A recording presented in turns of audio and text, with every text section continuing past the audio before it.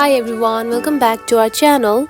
In today's video, I'm going to show you how to draw a straight line in the Pixlr app.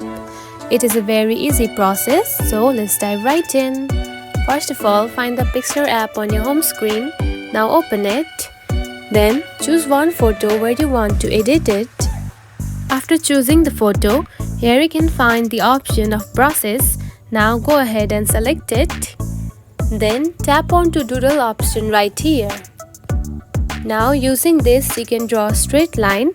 Simply you can also change the size just like this. Draw a straight line just like this.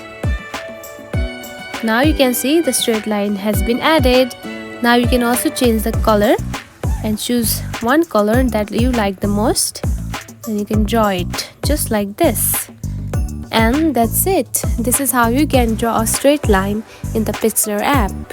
If you found this video helpful, don't forget to like and subscribe for more tips. Thanks for watching.